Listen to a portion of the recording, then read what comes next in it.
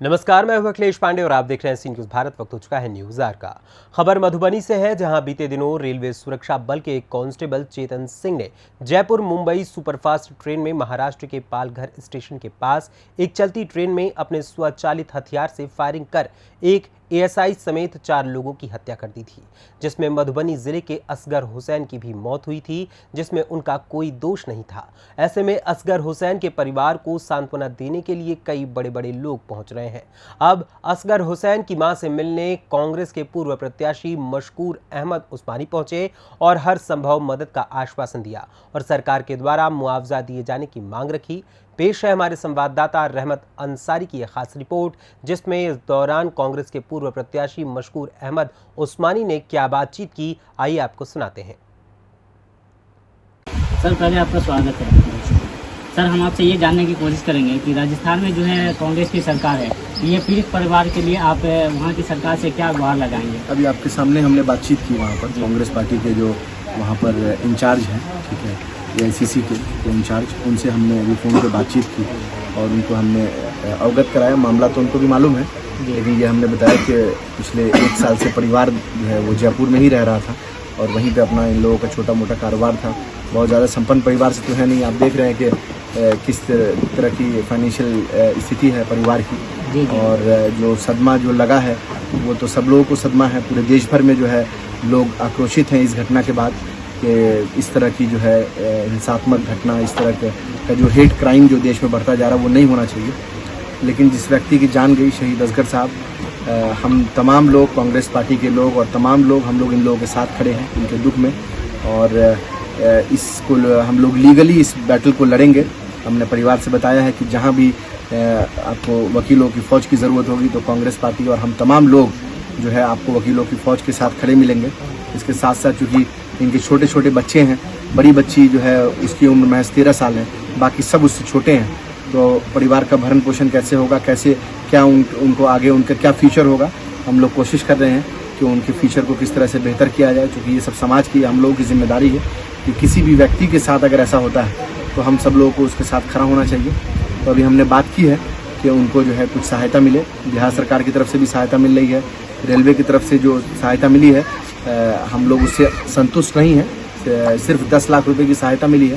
तो हम पूछना चाहते हैं केंद्र सरकार से, हम रेल मंत्रालय से पूछना चाहते हैं कि क्या किसी की जान की कीमत सिर्फ 10 लाख रुपए है? क्या आप ये बताना चाहते हैं कि आप किसी को आपका जीआरपी का पुलिस या कोई अधिकारी किसी का अगर मर्डर कर देगा कोई नहीं, तो उसको आप 10 लाख रुपए देके कंपनसेट करेंगे? इतना बड़ा परिवार है और क्या परिवार की स्थिति है आप उसको देखिए। तो रेलवे को इस कंपनसेशन को कम से कम 50 से 60 लाख रुपए तक का कंपनसेशन देना चाहिए।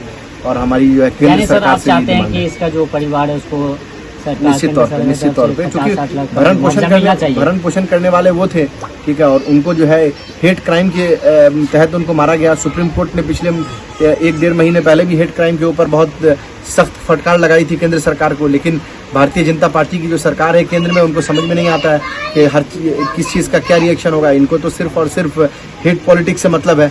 सुप्रीम कोर्ट के बार बार लगातार कहने के बावजूद भी इन्होंने हेट क्राइम के ऊपर कोई रोक नहीं लगाया, और उसी की ये वजह हुई कि इन तीनों लोगों की जो है हत्या जो है ट्रेन में कर दी गई।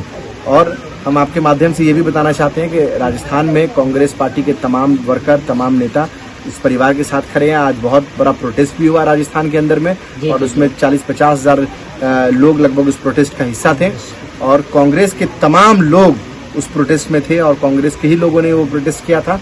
आगे भी जो है इस तरह की अगर कोई भी घटना होती है तो उसको बर्दाश्त नहीं किया जाएगा।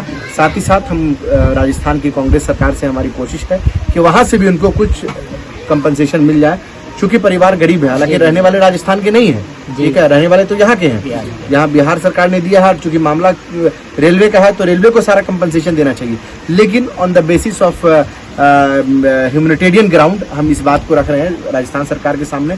हमारी वहाँ सरकार है, उम्मीद है कि वहाँ से भी कुछ मदद मिलेगी। सर, एक सवाल और हम आपसे करना चाहेंगे कि आरपीएफ के जो जवान चेतन थे, उन्होंने असगर जी को जो गोली मारा, उसके बाद उन्होंने एक नारा लगाया, ये उन्होंने कहा कि अगर हिंदुस्तान में रहना है तो मोदी योगी कहना पड़ेगा। इस पर सर आप क्या कहेंगे? देखिए, ये समझिए कि ये देश बीमार हो चुका है और देश के अंदर एक भयंकर बीमारी आ गई है, और वो बीमारी जो है वो नफरत की बीमारी है कि अगर आप आपने दाढ़ी रख रखी है, आपकी आपने टोपी पहन रखी है, तो आपको सिर्फ इस वजह से मारा जाएगा कि आपका लिबास कैसा है, आपकी पोशाक कैसी है, आप दिखते कैसे हैं।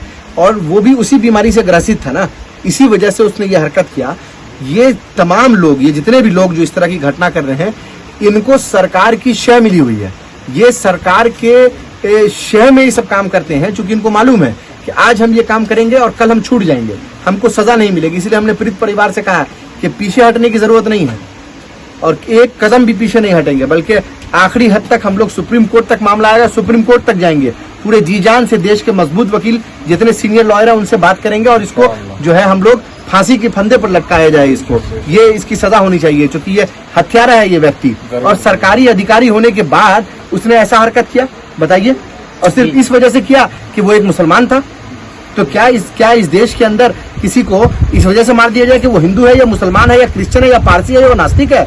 ये देश तो सेकुलर मुल्क है ना भाई। तो सर कहीं ना कहीं आपका कहना ये है कि जो असगर की जो हत्या हुई उसको जो है मुसलमान जान करके उसकी हत्या की गई है? बिल्कुल। जब ये कह रहा है, ये वो व्यक्ति जिसने हत्या की है, जो इस तरह की बात कर रहा है, अब वो चुन चुन के मुसलमानों को मार रहा है बौगी के अंदर, तो ये साफ है, इसमें तो कहीं कोई कंफ्यूजन नहीं बच जाता है। और ये लोग मोदी और योगी, आपने हम अपने समर्थकों के हाथ में लाठी, डंडे, तलवार, बंदूक क्यों दे रखे हैं? क्या आप देश के अंदर जो है लड़ाई करवाना चाहते हैं? क्या आप देश के अंदर दो भाइयों को आपस में लड़ाना चाहते हैं? अगर आपकी ये मंशा है तो आपको देश को बताना चाहिए। आप देश को बताइए कि आपकी क्या मंशा है। सर एक सवाल और करेंगे कि इस तरह का जो घटना अभी हुआ है रेल के अंदर, सर अगर आप कहीं कोई अगर आप जाना चाहता है रेल सफ़र करके, तो उसको सर आप अपने जान की जो है परवाह खुद करनी पड़ेगी? निश्चित तौर पर एक बहुत बड़ा भय का माहौल बनाने की कोशिश की जा रही है, एक डर का माहौल बनाने की कोशिश की जा रही है। लेकिन मैं आपके माध्यम से बताना चाहता हूँ, ठीक है, कि कोई भी डरने वाला नहीं है। इस तरह के जो भी घटना होगी, उस घटना का हम लोग जो है डट कर इसका सामना करेंगे, और इंडियन जुडिशियल सिस्टम में जो कड़ी से कड़ी सजा होगी इस तरह की घटना करने वाले लोगों को, उसको हम लोग वो सजा दिलवाएंगे। और डरने की कोई जरूरत नहीं है। अगर आप डर जाएंगे और डर के अगर आप सफर नहीं करेंगे, अपने कामों को नहीं करेंगे, तो इससे आपका नुकसान होगा, इससे देश का नुकसान होगा। इस वक्त देश के अंदर ऐसे लोगों के पास सत्ता चली गई है जो भाई को भाई से लड़ाना चाहता है, जो घर के अंदर फूट डालना चाहता है, जो एक थाली में लोग खाते हैं उनको अलग करना चाहता है, क्योंकि उनकी राजनीति इसी से चलती है। और हमें अगर उनको सत्ता से हटाना है, ऐसे लोगों की राजनीति को पस्त करना है, खत्म करना है, तो हमें आपस में मिलजुल कर रहना होगा और न्याय पसंद लोगों को आवाज बुलंद करनी होगी, चाहे वो किसी भी समाज से हो।